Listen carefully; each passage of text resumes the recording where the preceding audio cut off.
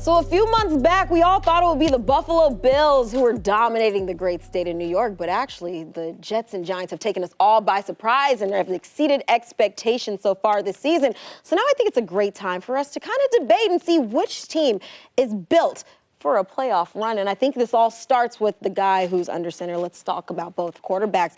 We know Daniel Jones is the guy for the Giants this year, but the Jets have been dealing with a little bit of a toss-up. You had Zach Wilson, and then now he was benched for Mike White as of late. But do you guys have more faith in Jones leading the Giants, or do we have more faith in the Jets roster helping them throughout this stretch? I think that's a good way to put it. Yeah. I'm going to have to go with the strength in numbers, guys. If you look at the New York Jets, especially if you look at their wide receiver unit, Elijah Moore, Garrett Wilson, Corey Davis, these guys are probably the #1 receiver on the Giants if they were on their roster. For that reason alone, and also you look at the defense as well. I know the defense has played so far so well for the Giants, but look into the numbers. They are actually last in the NFL in rushing yards allowed before contact.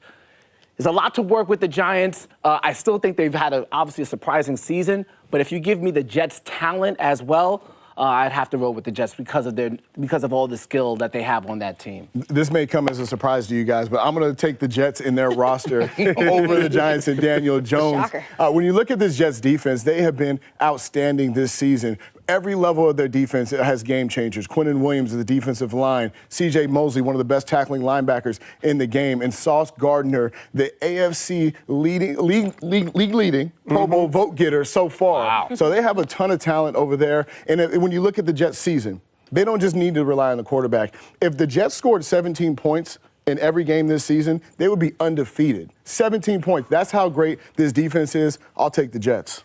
I'm going to keep it short and sweet here. I thought we were talking about quarterbacks.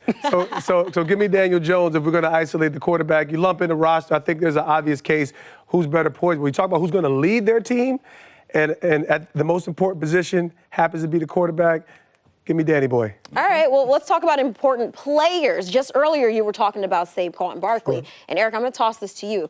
If the Giants have Saquon who could really help them during a playoff run, who's a player of value that the Jets have that could be equivalent to what we see out of Saquon? Well, the Jets are going to have to do it by committee. They have several skill players. When you look at the running back position, Bam Knight is a guy who played last week. Michael Carter, Ty Johnson, all these running backs are going to have to contribute to the running game for the Jets. And I particularly like the situation where you have multiple running backs in an offense. Well, a lot of the teams that I played against, when you talk about the Pittsburgh Steelers that made the Super Bowl run, they had Deuce McAllister, and then you brought in Jerome Bettis in the second half. That change of pace really does help. You look at the Giants when they were winning Super Bowls, Ahmad Bradshaw, and you have Brandon Jacobs. That change of pace hurts the defense. Having one running back makes it tough because if you take him off, you knock the head off, the body will fall.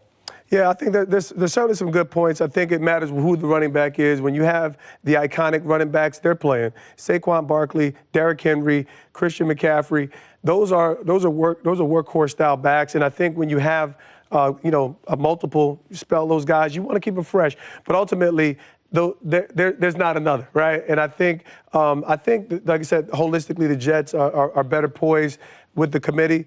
But, there's a lot to fill in with that Giants roster, and they're playing team football that's positioning them to go down the stretch. Harrison, I think our co-host would agree with the statement that defense wins championships. Yes, I think we're all looking at Erik Coleman here. But looking at both of these teams who have played defense fairly well over the last several weeks, looking at their divisional opponents, which defense do you think has a better chance to take over in a playoff? That's a tough one. I would have to go with the Jets as well with this one because you have a player like Sauce Gardner, and I mentioned already with the Giants and their inability to stop the rush. The one question I do have as it pertains to Sauce Gardner, who leads in coverage grade according to PFF, why doesn't he shadow wide receivers? As if he stays on one side of the field, yeah, he could knock out somebody.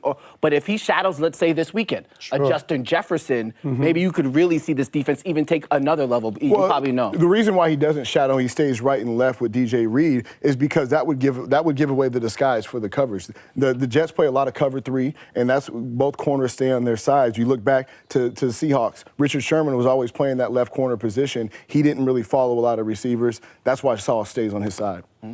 All right, David, as far as odds to make the playoffs go, the Jets are -115, Giants are at an even 100 to make the postseason. Okay. Do you think one or both teams are worth a bet right now, or could you see maybe one of these teams falling apart? I could actually see both of these teams falling apart. Like the quarterback is the most important position, and the biggest Achilles heel for the Giants has been injuries. They have not been able to, and we talk about having an identity in November to December. The Giants, unfortunately, don't have an offensive identity, and there's a lot of pieces to put together in this puzzle. That's the reason why I can't be extremely strong. And then again, both of these teams can make a playoff run. So they've proven it. The Giants are there's no reason in the world for them to be in this position, but here they go every week, and every game is winnable. So this is going to be fun down the stretch. Yeah, when you look at the Giants' schedule, they have the toughest remaining schedule in the NFL. And for the Jets, you have a tough schedule as well. You play the Vikings, but you go to Seattle. Sure. You play the Lions. You have the Dolphins on the schedule. These are some games that are winnable for the Jets. So I like the Jets' chances. The interesting thing about the Giants' schedule as well, they play the Commanders this week. Then the Commanders get a bye week. Yeah. And then the Commanders play them again.